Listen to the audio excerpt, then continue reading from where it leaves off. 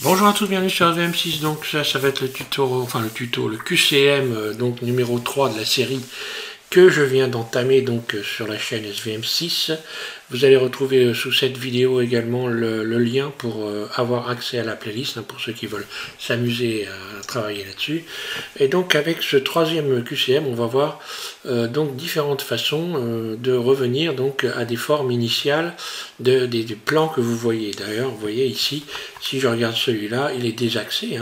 Celui-là, il est biscornu. Celui-là, il a été déformé. Je voudrais revenir à un plan donc non seulement qui a la bonne dimension, c'est-à-dire 2 mètres par 2 mètres, par 2 mètres par 2 mètres, ok, et donc qui soit également positionné correctement dans les axes. Ici, j'ai avec ce petit plan là, on va travailler sur les zooms. Je vais vous faire voir comment zoomer très rapidement sur des zones particulières d'un élément, ou alors directement zoomer directement très rapidement sur un plan. Peut-être pour certains ça va être une révision, pour d'autres ça va être un apprentissage. Donc voilà, il ne faut pas perdre ça de vue. Prochainement, avant de commencer, je ferai donc dans mes séries, je ferai plusieurs vidéos que je vais diffuser d'un seul coup. Je vais éviter de les diffuser une par une. Donc je vais vous en faire une bonne série que je vais diffuser, comme ça vous pourrez aller vous amuser sur toutes sortes de QCM. Je ne donne pas les éléments qui sont donc dans le QCM, dans la définition des vidéos. Tout simplement parce que le hasard fait bien les choses.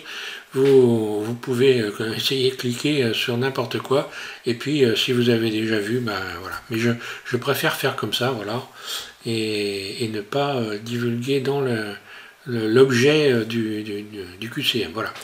Donc à découvrir. Alors, je vais commencer par ce plan-là. Donc, vous allez voir que dans ce QCM, il y a beaucoup d'éléments qu'on a tendance à oublier de se servir dans Blender pour venir régler un petit peu les problèmes qu'on a quand on veut modifier ou revenir revenir en arrière sur les bases donc des objets, sur les bases initiales des objets. Donc là, vous partez du principe que j'ai fermé ce blind et que je n'ai plus, ici, lorsque je vais dans l'édition, puisqu'on a la possibilité, pour revenir en arrière, d'utiliser l'historique. Donc là, vous partez du principe que je ne peux pas utiliser l'historique, puisque j'ai fermé mon blind, donc l'historique a disparu, il n'y a plus d'historique. Je ne peux pas non plus faire des CTRL-Z, parce que si je fais CTRL-Z, il ne se passe rien, étant donné que j'ai supprimé l'historique. À savoir que le CTRL-Z a directement un rapport, évidemment, avec l'historique d'annulation. Voilà. Donc, ici, si je veux remettre mon plan correctement, je vais utiliser, en cliquant sur le N et ici en étant sélectionné élément, ici, vous avez donc, ici, dans Transformer, vous avez toutes les données qui ont été donc qui ont modifié les emplacements, la direction, les rotations, l'échelle, etc. À savoir que ce sont des pourcentages là. Ici, donc, je vais retirer toutes les rotations qui ont été faites. J'appuie en continu, je positionne mon curseur de souris sur la ligne X, j'appuie en continu, clic gauche, et je descends ma souris pour sélectionner la totalité. Je libère un clic droit, et je vais taper 0. Et là, on va revenir, vous voyez, à plat ici. Donc là, à partir de là, pas de problème, j'ai retrouvé donc mon plan donc initial quand je l'ai chargé. Maintenant, j'ai envie de le mettre debout, puisque ce qu'il faut faire, c'est ce que je voulais, c'est avoir donc un plan qui est aligné sur l'axe Z. Donc je vais faire un RX90 comme je fais habituellement, un clic gauche. Voilà. Que s'est-il passé? Ici, je me retrouve avec la valeur 90. Maintenant, pour ceux qui n'auraient pas compris à quoi servait le CTRL A, eh bien, vous allez comprendre maintenant, parce que je suis donc dans le mode objet. J'ai modifié la position de mon plan dans le mode objet, et automatiquement, je vais faire un CTRL A pour venir remettre ici toutes les valeurs à 0. CTRL A, toute transformation, et voilà, et on revient ici à 0. Voilà. Donc, pour ce plan. Ensuite, on va passer donc, alors bon, vous comprenez évidemment l'importance qu'il y a à réaliser ça. Les dimensions ici, donc sur Y, il n'y a pas de dimension puisqu'il n'a pas d'épaisseur, c'est un plan pour Pensez à ça, hein. Donc là c'est normal qu'on ait par exemple 2 mètres et 2 mètres ici. C'est donc la valeur du carré, quoi, des dimensions des côtés du carré. Alors, ensuite j'ai ce plan-là. Ce plan-là, j'ai plusieurs possibilités. Je pourrais le retransformer, le mettre à plat en passant dans le mode Edit, hein. Mais là je vais le faire dans le mode objet. Voilà, je vais le faire dans le mode objet exprès pour que vous puissiez bien voir le CTRL A, l'efficacité et l'importance du CTRL A. Ici, donc j'ai mon plan qui est déformé. Je vais faire donc une valeur S, donc une surface, sur Z. Là, SZ. Donc on voit que l'axe Z en bleu est venu se positionner, 0. Donc j'ai remis tout à plat. D'ailleurs, si je reviens en arrière, CTRL Z, vous voyez que ici, regardez, la valeur Z est modifiée. Si je fais SZ 0, on voit que la valeur sur Z ici est revenue à 0. Ok? Donc, encore une fois, j'étais dans le mode objet. Donc je vais faire un CTRL A, comme je suis dans le mode objet. J'ai modifié les aimants dans le mode objet. Donc on voit qu'ici, il y a 2 mètres. Ici, sur Z, il n'y a rien. C'est normal, bien sûr, il n'y a pas d'épaisseur. Donc, je vais remettre mon élément déjà debout en faisant un RX90, là, un clic gauche. CTRL Z, je reviens en arrière. Pourquoi il n'est plus rouge?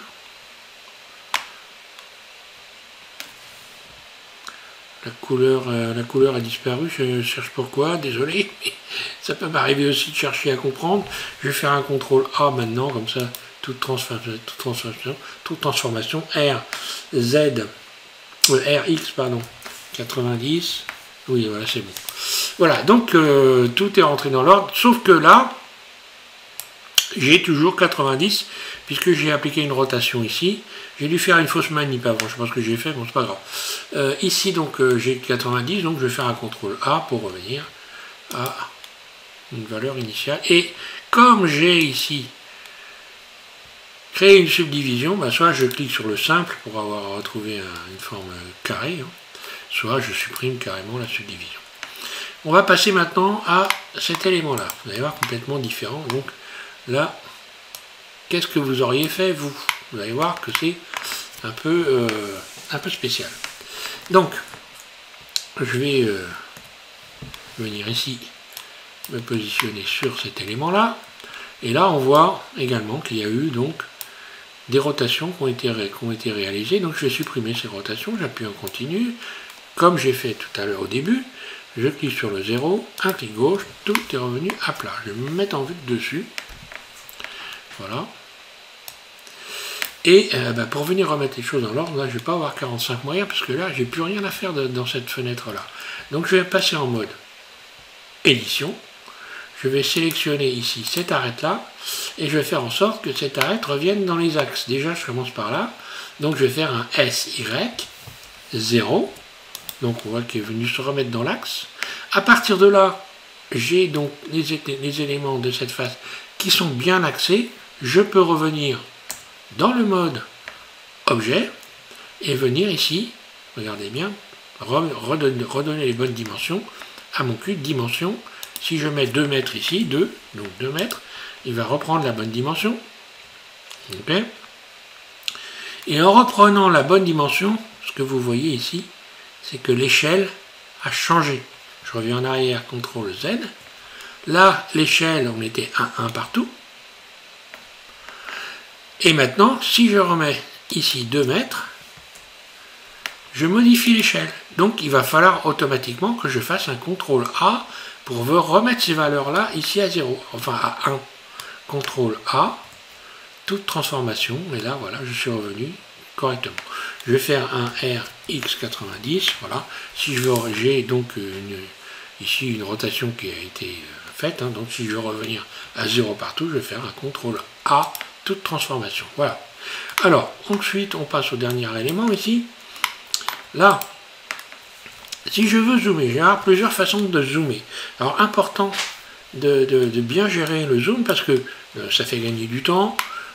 c'est beaucoup moins fatigant. Donc déjà, pour commencer, j'ai sélectionné mon élément. Le truc le plus simple, je peux faire plus, mais regardez ce qui se passe. Je suis en train de quitter l'écran. Moins.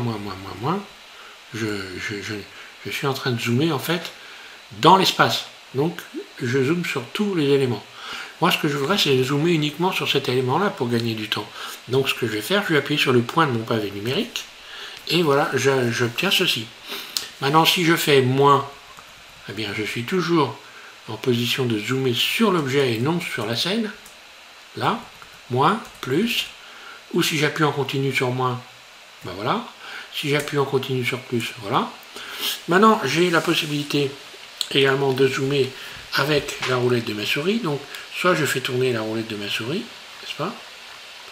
Soit, donc là on voit qu'il y a des crans, à chaque fois qu'à chaque cran de la souris vous avez un cran, hein, un cran d'arrêt en fait, voilà, comme les couteaux. Ensuite, ici, si je veux avoir quelque chose de plus fluide, je vais appuyer sur CTRL, et en même temps j'appuie sur la roulette de ma souris.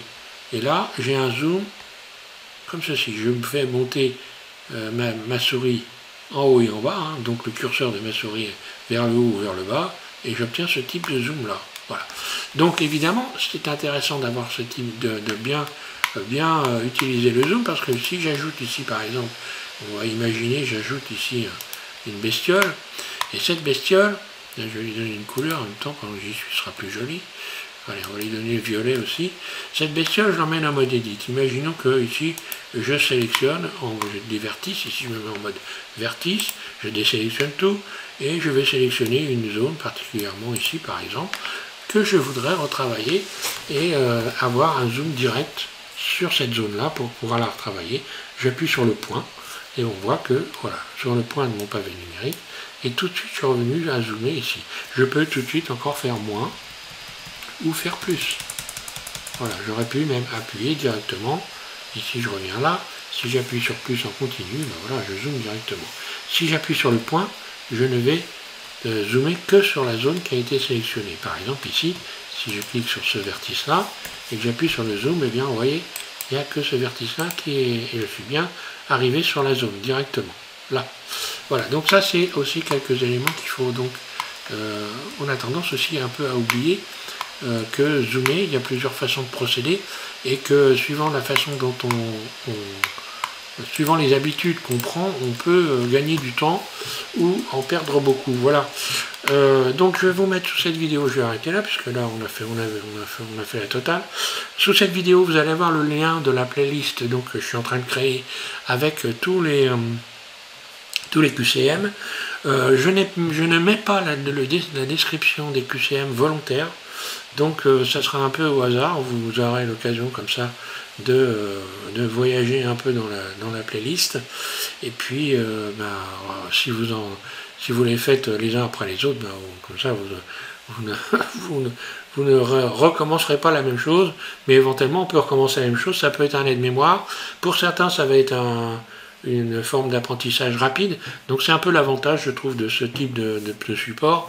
Je vais le faire maintenant très régulièrement, tout simplement parce que on a tout de suite des renseignements sur ce qu'on veut savoir. Vous avez donc des solutions qui sont réglées immédiatement, il n'y a pas j'ai pas besoin de faire des blablabla pendant 3 heures, c'est ce que je suis en train de faire mais que je ne vais plus faire évidemment, hein. Et voilà, ça fait gagner du temps à tout le monde je trouve, et c'est plutôt pas mal comme support. Autre chose, vous allez avoir, je l'ai dit, donc là sous la vidéo le lien avec la playlist, ça je vous l'ai dit, désolé c'est mon âge, j'oublie facilement ce que je dis. Voilà, donc bien écoutez, oui, ce que je voulais dire aussi, que je vais en rajouter plusieurs.